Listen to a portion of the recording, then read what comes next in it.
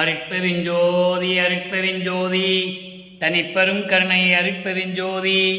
எல்லா உயிர்களும் இன்புற்று வாழ்க, வள்ளல் மலரடி வாழ்க வாழ்க, கொல்லா விரதம் குவளையெல்லாம் ஓங்குக, நல்லோர் நினைத்த நலம் பெறுக, நன்றி நினைத்த எல்லோரும் வாழ்க இசைந்து.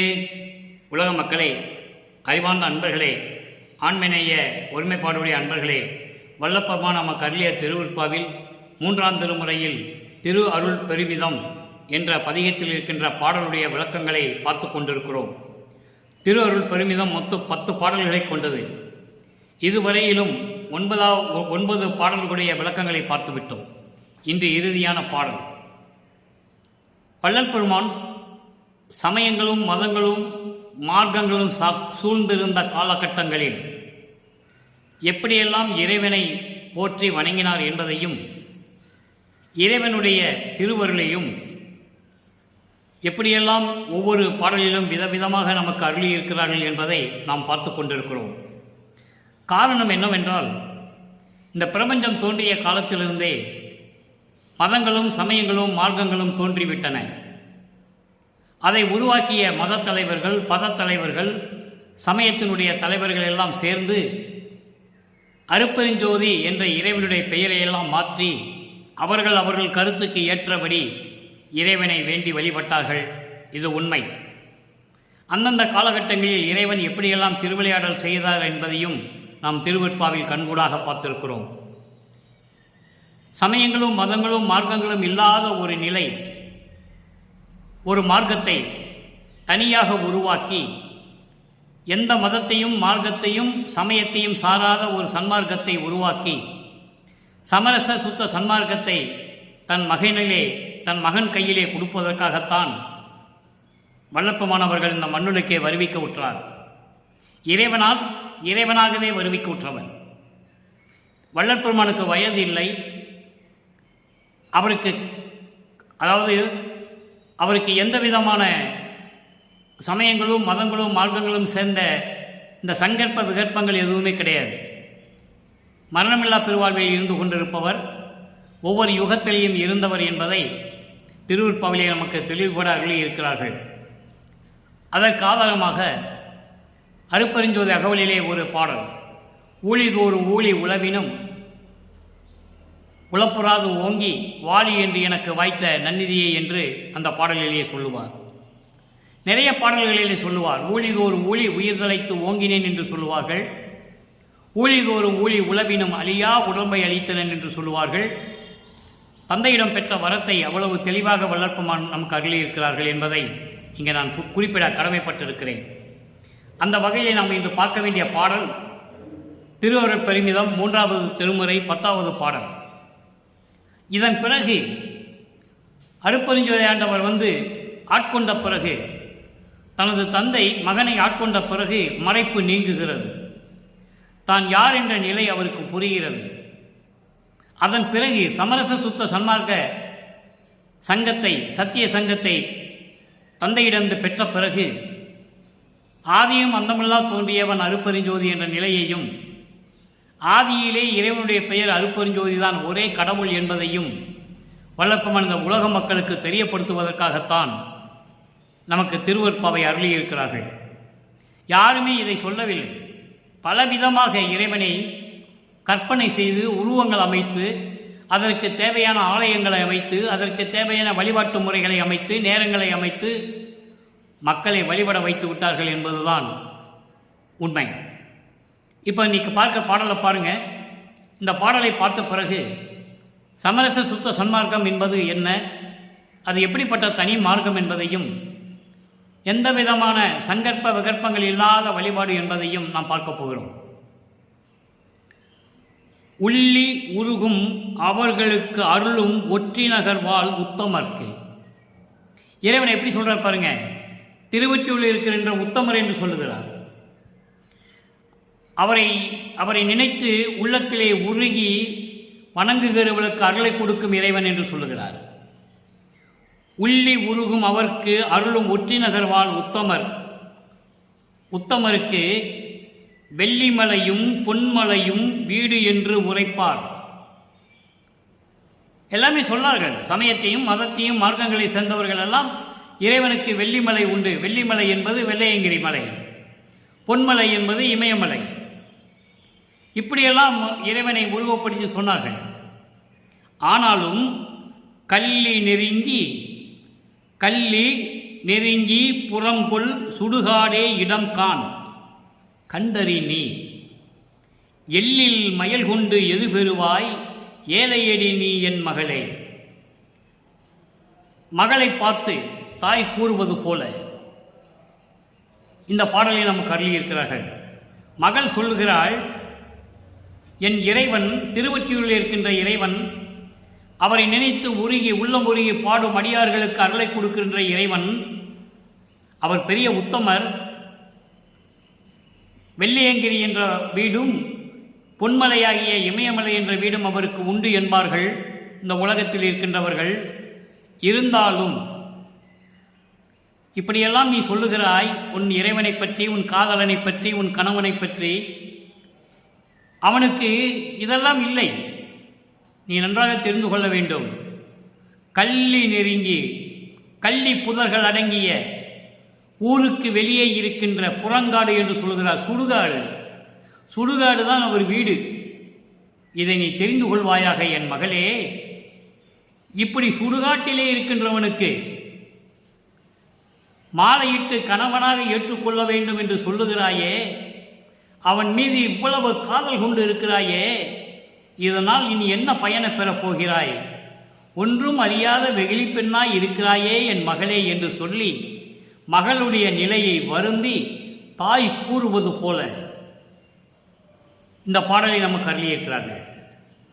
பாடலின் மைய கருத்து என்ன? இறைவன், திருவொற்றியூரில் இருக்கின்ற இறைவன் உத்தமர். உள்ளம் உருகி வேண்டுகின்றவர்களுக்கெல்லாம் அருளை கொடுக்கின்றவன். அவனுக்கு வெள்ளையங்கிரி என்ற வீடும் இமயமலை என்ற வீடும் இருக்கிறது. உலகத்தில் உள்ளவர்களெல்லாம் சொல்வார்கள். இருந்தாலும் அவன் ஊருக்கு வெளியே கள்ளி காடுகள் நிறைந்த, முள் புதர்கள் நிறைந்த சுடுகாட்டில் இருந்து கொண்டிருப்பவன். அப்படிப்பட்ட இறைவனாக இருந்தாலும் அவன் மீது நான் காதல் கொண்டிருக்கிறேன் என்று வள்ளற்பெருமான் இந்த பாடலை கூறியிருக்கிறார்கள். இதை தாய் மகளிடம் சொல்லுவது போல ரொம்ப அற்புதமாக இருக்கும். அப்படிப்பட்ட மகளை பார்த்து தாய் சொல்லுகிறாள், சுடுகாட்டில் இருக்கின்றவனுக்கு போய் நீ மாலையிட்டு கணவனாக ஏற்றுக்கொள்ளணும், நான் மேலே காதலை வச்சிருக்கேன்னு வந்து என்கிட்ட சொல்றியே, இதெல்லாம் சரியா மகளே? வெகுளி பெண்ணாக இருக்கிறாயே. உலகத்தில் இருக்கிறவங்க அவனை சொல்லுவாங்க, வெள்ளையங்கிரின்னு ஒரு வீடு இருக்குது, இமயமலைன்னு ஒரு வீடு இருக்குன்னு. ஆனால் அவன் சுடுகாட்டில் படுத்து இருக்கிறவன். கள்ளிக்காடுகள் முள்புதர்கள் நிறைந்த ஊருக்கு வெளியே புறங்காட்டில் இருக்கின்ற சுடுகாட்டில் படுத்து கொண்டிருப்பவன். அதான் அவனுக்கு வீடு. மகளுடைய செயலை பார்த்து தாய் வருந்துகிறாள். அது இயற்கை தானே. தகுதியில்லாத ஒருவனை மகள் காதலித்து நான் அவனை கல்யாணம் பண்ண போன்னு சொன்னால் தாய் சொல்லுவது இயற்கை தானே. அவங்ககிட்ட என்ன இருக்குன்னு அவனை போய் கல்யாணம் பண்ண போகிறேன், அவன் எப்படி உன்னை காப்பாற்றுவான், குடும்பம் நடத்துவான் என்றெல்லாம் சொல்லுவார்கள். அதுபோன்று இந்த பாடலை நமக்கு அருளி இருக்கிறார்கள். இப்போ இந்த பாடலில் வருகின்ற பதவுரை பாருங்க. புறங்காடு என்பது சுடுகாடு, இடுகாடு எது வேணால் வச்சுக்கலாம். கள்ளி நெருங்கி புறங்கொள், ஊருக்கு வெளியே கல் புதர்கள், கள்ளி செடிகள், முள் புதர்கள் இதெல்லாம் இருக்கின்ற சுடுகாட்டிலே இருக்கின்றவன், அவன் மீது காதல் கொண்டு நீ என்ன பயனை பெறப் போகிறாய் என்று சொல்லுகிறாய். இப்போ இந்த பாடலுடைய விளக்கத்தை கோர்வையாக சொல்லுகிறேன். அதாவது தன்னை வணங்குகின்ற அடியார்களுக்கு, தன்னை மனத்தில் இணைத்து உருகி வேண்டுகின்றவர்களுக்கு வணங்குகின்றவர்களுக்கு அருளை கொடுக்கக்கூடிய இறைவன் திருவொற்றியூரிலே இருந்து கொண்டிருக்கிறான். அவர் உத்தமனவர், அவர் ஒரு உத்தமர். அவருக்கு வெள்ளிமலை என்ற, அதாவது வெள்ளையங்கிரி மலை என்ற ஒரு வீடும், பொன்மலை என்று சொல்லப்படுகின்ற இமயமலை என்ற ஒரு வீடும் இருக்கின்றது.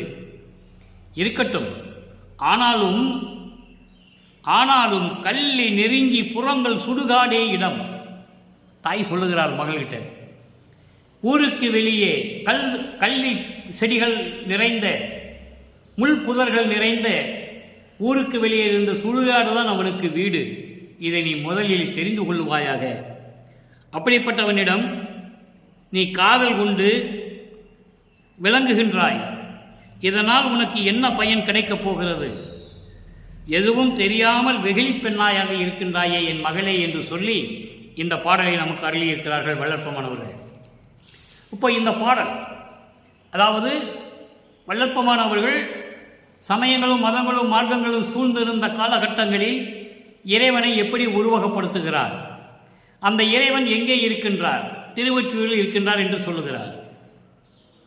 தன் மகனை இறைவன் வந்து ஆட்கொண்ட பிறகு 9வது ஆண்டில் ஆட்கொண்ட பிறகு, வள்ளற்பெருமானுக்கு வயது இல்லை, 9வது வயது 12வது வயதெல்லாம் சொல்லக்கூடாது,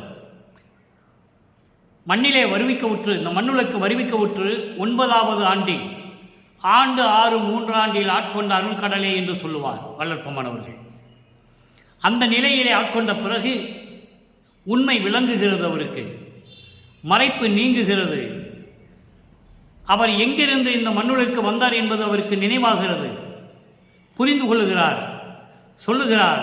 ஏனாதான் எனினும் யான் அம்மையின் அடியேன் என அறிந்தேன், இதயம் மலர்ந்தேனே என்று சொல்லுவார். அதோடு மட்டுமா, புதுமையன் அல்லேன், தொன்று தொட்டு உனது பூங்கலலுக்கு அன்பு பூண்டவன் என்று சொல்லுவார். நான் புதிதாக வந்தவன் அல்ல, உனக்கு தெரியும், தொன்று தொட்டு இந்த பிரபஞ்சம் தோன்றிய காலத்திலிருந்தே, பழங்காலத்திலிருந்தே உன் திருவடிகளுக்கு நான் அன்பு பூண்டவன் என்று சொல்லுவார். இது எப்ப சொல்லுகிறார்? மறைப்பு நீங்கிய பிறகு. புதியன் என்ற என்னை போக்குதொரோ நீர், பூர்வித்தினும் உன் பூங்கழலுக்கு அடிமை பூண்டவன் என்று சொல்வார் ஒரு பாடலிலே. நான் புதுசா வந்தவனை நீ எல்லாம் நினைக்க கூடாது, என்ன புலந்தல்றையா? இருப்பினும் அந்த பழங்கணக்கினை இப்போது பார்ப்பதில் என்ன என்று சொல்லுவார். தகப்பன் மகன் என்ற உறவை, அந்த கணக்கை வைத்துக்கொண்டு இப்பொழுது என்னை எப்படியெல்லாம் துன்பப்படுத்துகிறாய் என்று சொல்லுவார். அந்த பழைய கணக்கெல்லாம் பார்க்க வேண்டாம், நீ என்ன சொல்லி இங்கே மண்ணுலக்கு அனுப்பினுங்கிறது எனக்கு தெரியும், விரைவில் வந்து எனக்கு அருள வேண்டும் என்று சொல்லுவார். அப்போ மகனை ஆட்கொள்வதற்காக இறைவன் வருகிறார். எப்படியெல்லாம் நாம் தன் மகனை இந்த மண்ணுலகத்தை வருவிக்க செய்து என் மகன் எப்படியெல்லாம் துன்பப்படுகிறான் என்று நினைத்து மகனை தேடி தந்தை அருட்பெருஞ்சோதி ஆண்டவர் வருகிறார். அற்புதமாக இருக்கும் அன்பர்களே. திருவற்பா என்பது அருள் கடல், எல்லாவற்றுக்கும் மூத்த பிள்ளை அவர்.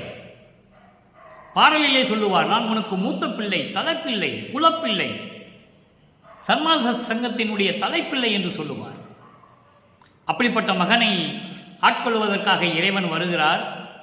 இறைவன் வந்து ஆட்கொண்ட பிறகு, மகனே, இந்த சமயங்களும் மதங்களும் மார்க்கங்களை எல்லாம் விட்டு வந்துவிடு, அந்த சங்கற்ப விகற்பங்கள் எல்லாம் உனக்கு தேவையில்லை, உனக்கு தனி மார்க்கத்தை உருவாக்கி வைத்திருக்கிறேன். சமரச சுத்த சன்மார்க்கம் சத்திய சங்கம் என்ற ஒரு சங்கத்தை நிறுவி தன் மகனிடம் கொடுக்கிறார். எப்போ சுத்த சன்மார்க்கம் பெற்றார் என்பதை வள்ளற்பெருமான் சொல்லுகிறார். அதை நாம் பார்த்து கொண்டிருக்கிறோம், அதை நாம் பார்க்க போகிறோம், இறுதியிலே பார்க்க போகிறோம். இப்போ இந்த பாடலிலே சொல்லப்பட்ட 3 நிலைகள், திருவொற்றியூரில் இருக்கின்ற இறைவனை சமரச சுத்த சன்மார்க்கத்தை பெற்ற பிறகு இறைவன் வடலூரில் இருக்கிறார் என்று சொல்லுவார் சத்தியஞான சபையிலே. உனக்கு வெள்ளிமலை பொன்மலை இருக்கிறது வீடு என்று சொல்லுவார். இங்கே சிற்றவையும் பொற்சபையும் இருக்கிறது என்று சொல்லுவார். நல்லா புரிஞ்சுக்கணும் நண்பர்களே. நீங்கள் இறுதியாக அவன் மீது அளவில்லாத காதல் கொண்டு அவனிடம் நீ எப்படி வாழப்போகிறாய் என்று சொல்லுவார். அதை சமரச சுத்த சன்மார்க்கத்தை பெற்ற பிறகு எப்படியெல்லாம் அருளை பெற்றுக் கொண்டார் என்பதை பதிலாக கூறுவார். அற்புதமாக இருக்கும். தொடர்ந்து கவனித்துக் கொண்டு வாருங்கள். 6ஆம் திருமுறை 75வது பதிகம் நற்றாய் கூறல், தாய் மகளை பற்றி சொல்லுகிறார். அங்கே 3ஆம் திருமுறையிலே 10வது பாடலிலே மகளிடம் சொல்லுகிறாள் தாய், சுடுகாட்டில் படுத்துக் கொண்டிருக்கிறவர் போய் காதலித்து என்னை பலனை பெறப் போகிறாய் என்று சொல்லுவார். அப்படிப்பட்ட தாய் இங்கே மகள் பெற்றதை, இறைவனிடம் மகள் பெற்றுக்கொண்ட அருள் வல்லமங்களை எல்லாம் சொல்லுகிறாள். ஆடிய பாதத்து அழகன் என்றனைத்தான் அன்பினால் கூடினன் என்றால் தாய் சொல்லுகிறாள். அருள் நடனம் புரிந்து கொண்டிருக்கின்ற திருவடியை கொண்ட அழகன் இறைவன். அங்கே உத்தமர் என்று சொல்லுவார். இங்கே அழகன் என்று சொல்லுகிறார். அவர் என்னைத்தான் அன்பினால் கூடினன், அன்பினால் என்னோடு கலந்து கொண்டான் என்றால் எவ்வளவு அற்புதம் பாருங்க. நினைச்சு பாருங்களேன். தாய் மகளிட்ட சொல்றா அங்கே 3ஆம் திருமுறையிலே, என்னத்தை நீ காதல் கொண்டிருக்க விளங்காதவனுக்கிட்ட போய் சுடுகாட்டில் படுத்து கிடக்கிறான், மண்டை ஓடுகளை மாலையா போட்டுட்டு திரிஞ்சுக்கிட்டு இருக்கிறான் கபாலி மாதிரி, அவனை போய் கல்யாணம் பண்ணணும்னு சொல்றேன்னு தாய் சொல்லும் பொழுது அதன் பிறகு தந்தை வந்து ஆட்கொண்ட பிறகு மகள் பெற்ற வரங்களை பார்த்து எவ்வளவு அழகா சொல்றாரு பாருங்க தாய்.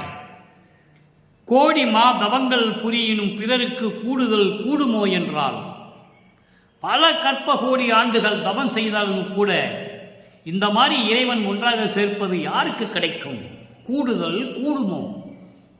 இப்படி இறைவன் இரண்டரை கலந்து கொள்ளுவது யாருக்கு வந்து சேரும்?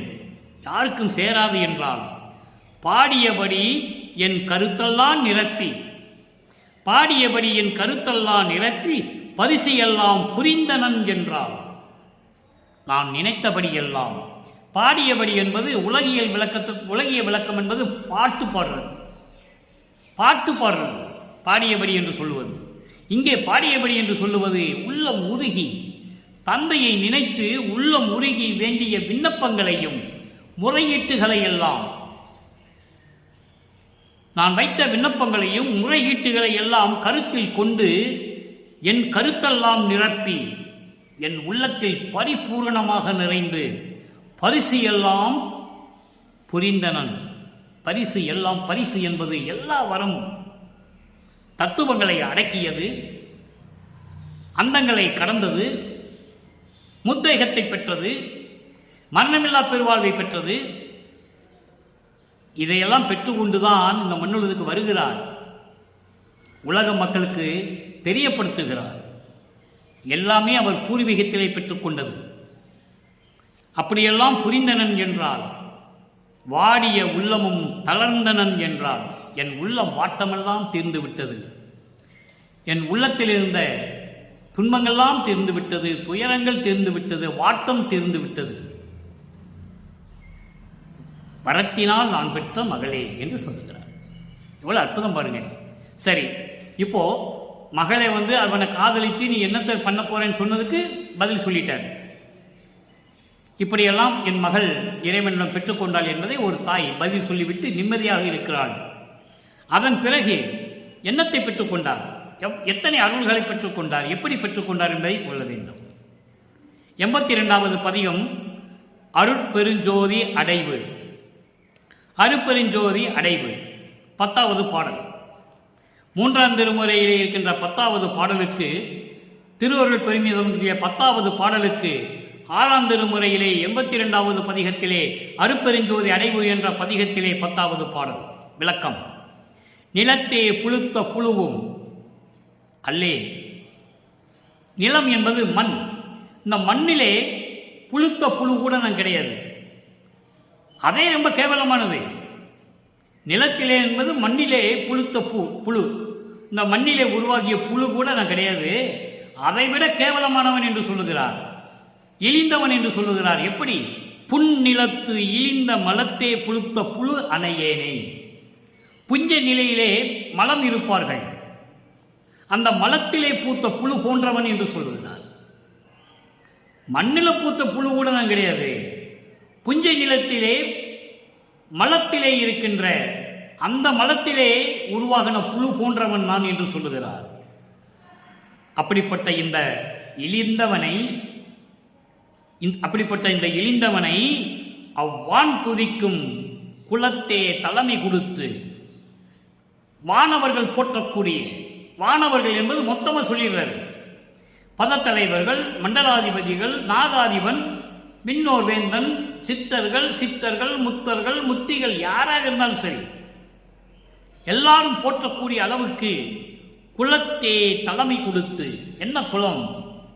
சமரச சுத்த சன்மார்க்க சத்திய சங்கம் என்ற குலத்திற்கு எனக்கு தலைமையை கொடுத்து, நடத்து மகனே என்று சொல்லி எனக்கு அந்த தலைமையை கொடுத்து என் உள்ளத்தில் குலவுகின்றாய், என் உள்ளத்தில் மகிழ்வோடு விளங்கிக் கொண்டிருக்கின்றாய். குலவுகின்றாய் என்றால் மகிழ்வோடு விளங்கிக் கொண்டிருக்கின்றாய். தலத்தே அருப்பெருஞ்சோதி அப்பா என் தயாநிதியே, உன்னாலே இந்த மண்ணுக்கு வரிக்க உற்று இந்த தலத்தை என்று சொல்லுகிறார். தலம் என்பது மண்ணுலகம், இந்த உலகம். இந்த உலகத்திலே உன்னாலே வருவிக்க உற்று நிலத்திலே பூத்த புழு கூட கிடையாது. நானே புஞ்ச நிலத்திலே இருந்த மலத்தில் பிறந்த புழு போன்றவனை, அந்த மலத்திலே நெளிந்து கொண்டிருக்கின்ற புழு போன்றவனை, இந்த வான் துதிக்கும் வானவர்களெல்லாம் போற்றக்கூடிய சமரச சுத்த சன்மார்க்க சங்கம் என்ற குலத்தை என்னிடம் கொடுத்து, தலைமை பதவியை கொடுத்து, நீ செயலாற்றுக மகனே என்று சொன்ன இறைவனே, என் உள்ளத்தில் புகுந்து மகிழ்ந்து கொண்டிருக்கிறாய். தலத்தே, இந்த உலகத்திலே அருப்பெருஞ்சோதி அப்பா என் தயாநிதியே என்று சொல்லுகிறார். எவ்வளவு அற்புதம் பாருங்க! இப்படியெல்லாம் யாரும் சொன்னதில்லை. அப்படிப்பட்ட நிலையில் இருக்கின்றவர் வல்லற்பமன் என்பதை இங்கே நான் பதிவு செய்ய கடமைப்பட்டு இருக்கிறேன். இறைநிலையில் இருக்கின்றவர், கடவுளாக இந்த பிரபஞ்சத்தை இயக்கிக் கொண்டிருக்குவார் என்பதை நீங்கள் புரிந்து கொள்ள வேண்டும். அடுத்து 85வது பதிகம் திரு அருள்பேறு. திரு அருள்பேறு 10வது பாடல். 3ஆம் திருமுறையிலே இன்று நாம் பார்த்த 10வது பாடலுக்கு திரு அருள்பேறு 10வது பாடல் விளக்கம். வாளி என்னை தூக்கி வைத்த கரதலங்கள், வாளி என்னை தூக்கி வைத்த கரதலங்கள், வாளி எல்லாம் வல்ல மணிமன்றம், வாளி நடம், வாளி அரிஜோதி, வாளி நடராயன், வாளி சிவஞான வழி. அற்புதமான பாடல். நான் நினைவு இல்லாத காலங்களில், அறிவு இல்லாத சிறிய பருவத்தில், சமயங்களிலும் மதங்களிலும் மார்க்கங்களிலும் சுற்றியிருந்த காலகட்டங்களில் வந்து என்னை தடுத்து, என்னை ஆட்கொண்டு, என்னை தூக்கி எடுத்து, அதுக்குதான் இங்கே சொல்றாரு, என்னை தூக்கி வைத்த கரதலங்கள் சொல்றாரு.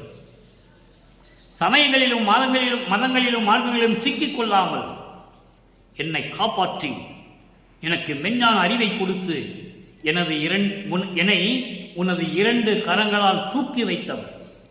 கரதலங்கள் 2 கைகளால் என்னை தூக்கி எடுத்து, சமயங்களிலும் மதங்களிலும் மார்க்கங்களிலும் கொண்ட நெறிகளில் இருந்து என்னை காப்பாற்றிய இறைவன். வாளி என்னை தூக்கி வைத்த கரதலங்கள். இந்த ஒரு வரிக்கு அவ்வளவு விளக்கம் இருக்கிறது. இன்னும் நிறைய சொல்லலாம், நமக்கு நேரம் பற்றவில்லை, அதனால் சுருக்கமாக சொல்லுகிறேன். வாளி எல்லாம் வல்ல மணிமன்றம், எல்லா அருள் வல்லமை கொண்ட மணிமன்றம் வாளி. மணிமன்றம் என்னது? சத்தியஞான சபை. மனிதர்கள் அங்கே சிவவெளியிலே இருக்கின்ற திருச்சிற்றம்பலத்திற்கு போக முடியாது என்ற காரணத்தினால் இறைவனுக்கு 8 குணம் உண்டு.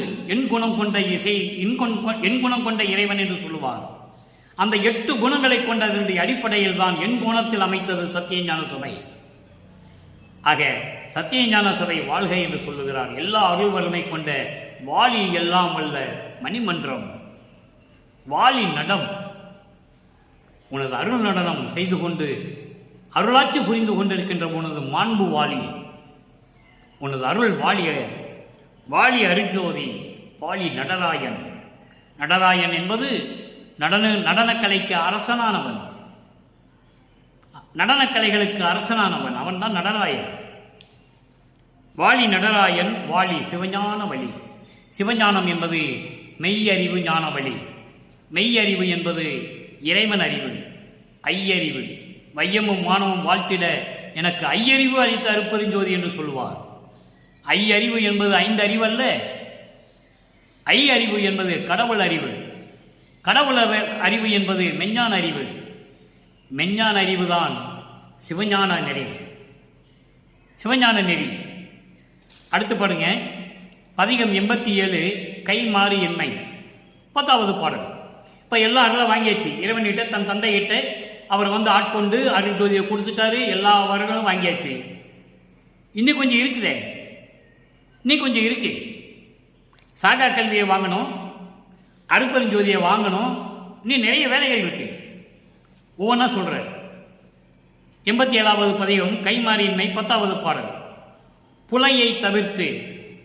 நல்ல அன்பர்களே நல்லா கவனிக்கணும். நீங்க பெரியோர்களே, இந்த புலையை தவிர்ப்பதுதான் சமரச சுத்த சன்மார்க்கத்தின் தலையாய நெறி. இறைவன் ஒருவன் என்ற நிலையில் இருக்க வேண்டும். அவன் புலையை தவிர்த்திருக்க வேண்டும். புலை என்பது ஒரு உயிரை கொன்று அந்த பிணத்தை தன் உடம்புக்கு உணவாக எடுத்துக்கொள்ளக்கூடாது. புலையை தவிர்த்தவன் தான் உயிர்களிடத்திலே தயவும் கருணையும் காட்ட முடியும். புலையை தவிர்த்தவன் தான் காட்ட முடியும். அதை தான் சொல்லுகிறார், புலையை தவிர்த்து என் குற்றமெல்லாம் பொறுத்து இனி என்னை ஆட்கொள்ளாத வரையில் எனக்கு மறைப்பு இருந்த காலகட்டங்களில் நான் செய்த குற்றங்களை எல்லாம் மன்னித்து, எவ்வளவு அற்புதம் சொல்றார் பாருங்க. அதை நீங்க கவனிக்கணும். உலகியல் விளக்கம் வேறு. என் குற்றம் எல்லாம் பொறுத்து என்றால் என் குற்றத்தை எல்லாம் மன்னிச்சுட்ட அப்படின்னு சொல்லுவது அதல்ல.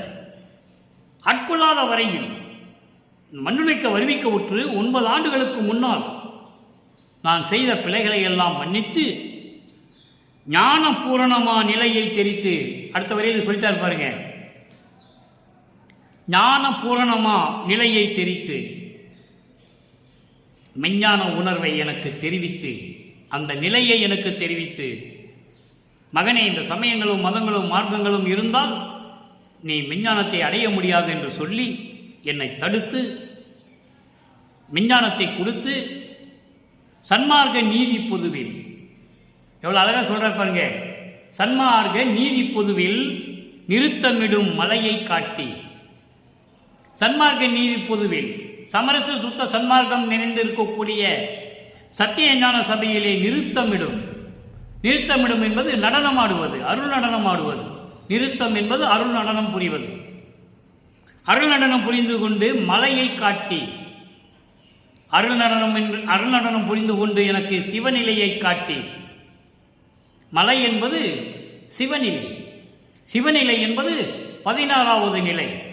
16வது நிலை என்பது சரியே கிரியை யோக ஞானம், ஞானத்து தான் 16வது நிலை. அந்த மலையை காட்டி, அந்த நிலையை காட்டி அதன் அடியில் வயங்க இருத்தி. அப்படின்னு என்ன அர்த்தம்? அந்த சிவஞான வழியிலே என்னை இருக்க வைத்து, என்னை விளங்க வைத்து சாகாத கலையை கொடுத்தாய். அப்போ சாகாத கலை எப்படி கற்க முடியும்? 16வது நிலைக்கு போனாதான் கற்க முடியும். இந்த பிரபஞ்சத்தில் எல்லாம் ஏமாந்து சென்றவர்கள் தான், யாருக்கும் தெரியாது. சாகா கலை என்னன்னா யாருக்கும் தெரியாது. இருந்தார்கள், கோடான கோடி இருந்தார்கள், மெய் உணர்ந்தவர்கள் இருந்தார்கள். அதற்கு உதாரணமாக மாணிக்கவாசகரை சொல்லலாம். மெய் உணர்ந்தவன் மகாதேவ மாலையிலே சொல்லுவார், மெய் உணர்ந்த வாதவூர் மலையை வெளியாய் ஆக்கிக் கொண்ட வெளியை என்று சொல்லுவார்.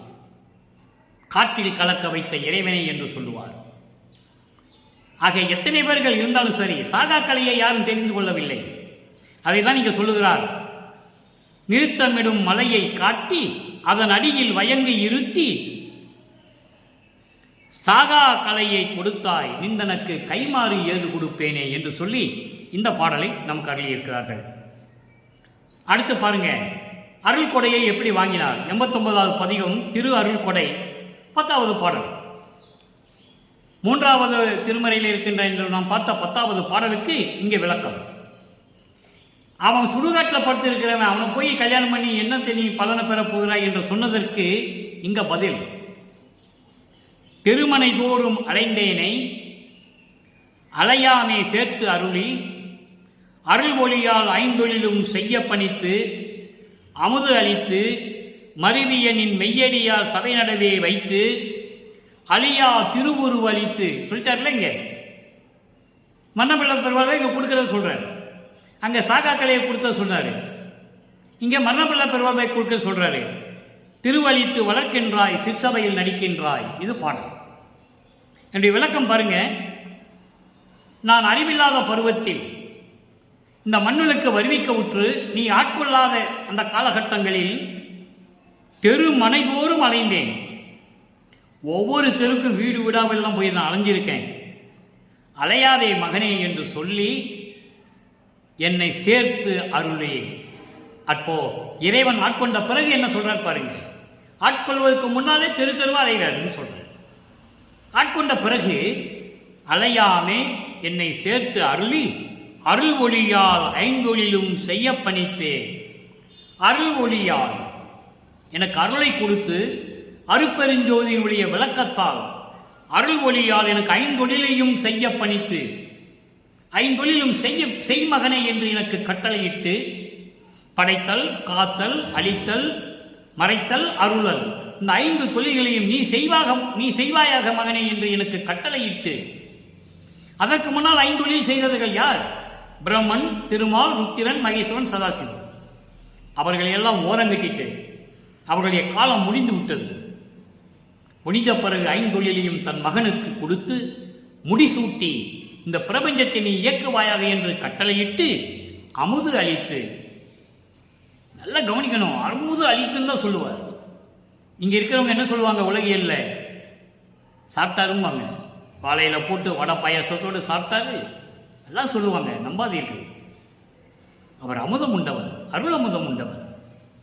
அமுது அளித்து மருவிய நின் மெய்யடியார் சபை நடுவே, நின் மெய்யடியார் சமரச சுத்த சன்மார்க்கத்தை சேர்ந்த சாதுக்கள், அவர்களுடைய நடுவிலே, அவருடைய சபையின் நடுவிலே என்னை நிற்க வைத்து, இருக்க வைத்து, அழியா திருவுருவ அளித்து, மரணமில்லா பெருவாழ்வை கொடுத்து, இந்த அழியாத தேகத்தை கொடுத்து வளர்க்கின்றாய், சிற்றவையில் நடிக்கின்றாய் என்று சொல்லுகிறார். அடுத்து 90வது பதிகம் உற்றது உரைத்தல். இறைவனிடம் பெற்றதை உலக மக்களுக்கு தெரியப்படுத்துவது. இதெல்லாம் யாரும் சொல்லலை நண்பர்களே. 200 ஆண்டுகளாக இந்த நிலைகளை எல்லாம் வள்ளற்பெருமானுடைய இறைநிலையை மக்களுக்கு யாரும் கொண்டு சேர்க்கவில்லை என்பதுதான் வேதனையான விஷயம். உள்ளம் கொதிக்கின்றது. உற்றது உரைத்தல்ல பாருங்க,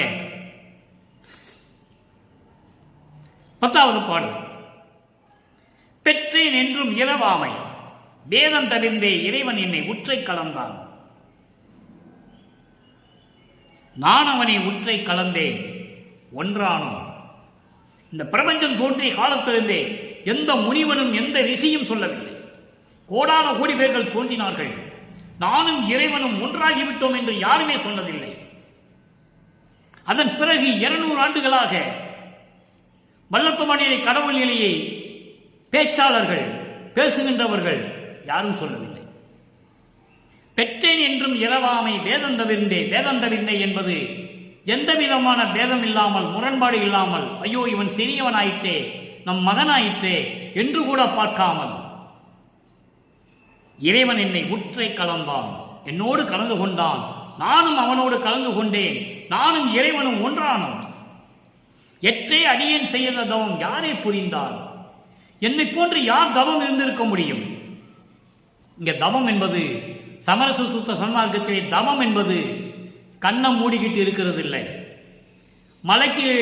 மலையில போய் இருக்கிறது இல்லை, காட்டுக்குள்ள போய் இருக்கிறது இல்லை, கடலுக்கு அடியில் போய் தவம் இருக்கிறது இல்லை, மரத்துக்கடியில் உட்கார்ந்துட்டு புத்து வளர்ற மாதிரி இருக்கிறது இல்லை. எந்த நேரமும் இறை சிந்தனையோடு இருப்பது, எந்த நேரமும் அருப்பறிஞ்சு ஓதுங்க ஆண்டவனுடைய சிந்தனையோடு இருப்பது, அதுதான் தவம். மனதை ஒருநிலைப்படுத்தி கண்களை திறந்து கொண்டு மன்னகல் விளக்கிலே தீபமேற்றி எந்நேரமும் இறைவனுடைய சிந்தனையில் இருப்பதுதான் தவம். அதை தான் வள்ளற்பெருமான் தவம் என்று சொல்லுகிறார். என்னை போல் இந்த தவம் யாரும் இருந்ததில்லை. இன்னமுதம் துற்றே.